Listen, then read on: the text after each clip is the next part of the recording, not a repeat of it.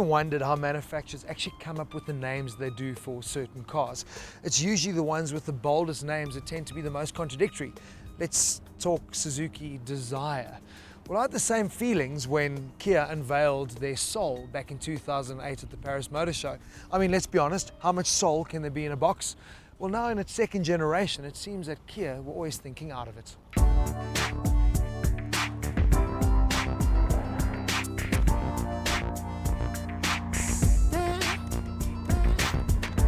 Kia certainly have been on point for the longest time when it comes to styling, but one really has to commend them on their relentless push to be taken seriously as a luxury brand.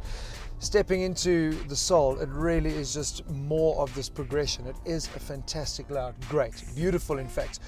Good quality materials, well laid out, simple, intuitive, clean. I can go on with all these adjectives. They really have done a fantastic job. For me though, the biggest talking point really isn't about how the car looks or what it's like inside. It's what it's like to drive. It's always been my one bugbear is that the cars look great, but they've just been a bit behind the curve on the Germans when it comes to ride quality, steering feel. That hard work's paying off. The car drives exceptionally well. Very, very good over the bumps as well. It was quite skittish in the previous generation. The steering wheel comes with flex steer. To be honest, I haven't even fiddled around with the settings. Just in normal mode, it works well for me and feels really well weighted. As with the previous generation Soul, it still comes with a 1.6 petrol and a 2-litre petrol. What was interesting though, I see that the actual power outputs on these petrol engines have actually come down. Probably because they're now accurate in terms of what the cars can actually produce. But what is cool is that they've added a 1.6 diesel to the model. This is the one that we're driving and in my opinion is going to be the pick of the bunch. 96 kilowatts, 260 newton meters, and torque is plenty, and it's running off a 6-speed auto box, or it comes in 6-speed manual as well, and the transmission works really well. So I really have enjoyed my time driving in the Soul. Very, very comfortable car, well spec'd. Kia certainly is on the up and up. The only thing I don't like, but then again, maybe it's because I'm not the target market, I'm not young and funky.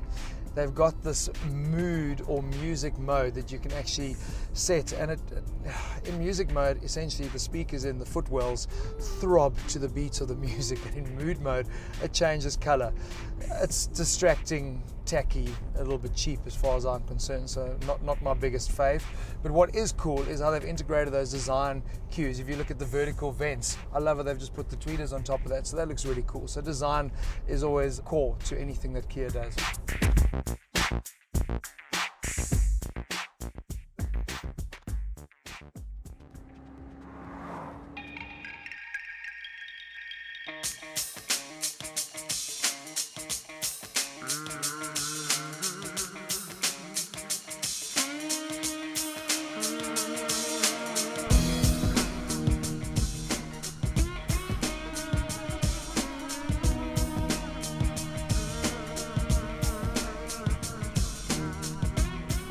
While it's great to see Kia thinking outside the box in terms of packaging and styling, it's also good to see them thinking forwards in terms of technology.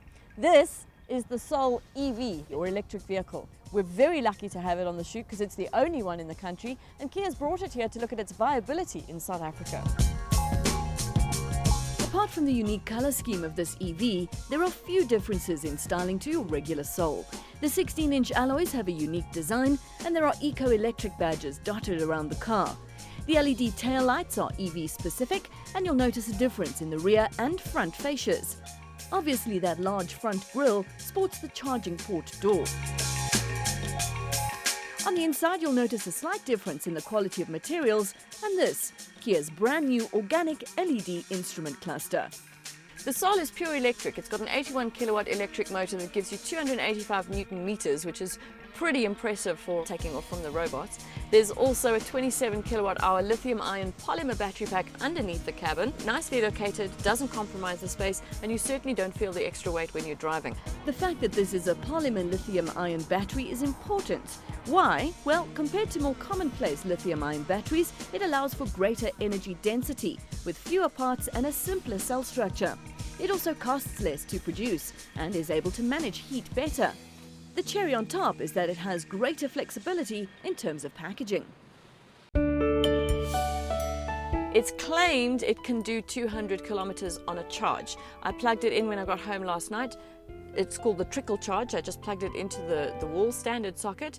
It charged overnight, took about 9 hours, and this morning I had a range of 145. Drove from Sandton to Soweto, and I had about 100 k's left when we got there. So a little bit of range anxiety involved, definitely in Joburg, where you've got lots of hills. Having said that, as nice as it's been to drive, we haven't wanted to drive it too much for fear that we're going to get stuck. Soul EV features a few quirky things designed to help you go further. You can schedule your ventilation so your car gets to the right temperature before you get in. You can also select driver only for your ventilation if you're the only person in the car. I find this a particularly smart addition and wonder why it's never appeared in cars before. What doesn't make sense, considering all these little things they've thought of, is the heated rear seats.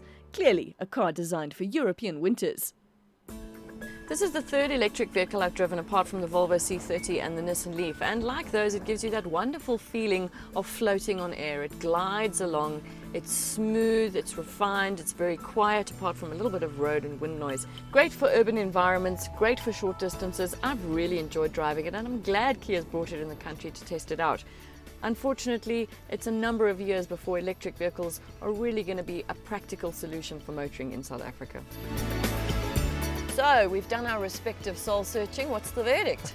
Well, yours is very different to mine because you were kind of plugged in. Run out of power? Well, I've sent it back before I had a chance to run out of power. No, the EV was very, very cool, but it's kind of like my hair. It only works in favourable environments. Yeah, South Africa ain't a favourable environment, but the Soul that I think is going to kind of be well suited for SA is the one that we've been in. Really big improvement from the previous model. Love the fact the boot has got bigger, the luxury level is up, the drive quality is a lot better. It's a lot better Soul. It is, much better. And more expensive as well, obviously. It starts at 230, going up to 340 for the top spec that we've got, but well worth it. And how cool to have a square car that's actually quite hip. Yeah, I guess we could say it's hip to be square then, or is that just cheesy? That's their advertising line. Oh, Who's paying you? I do cheesy very well then, clearly.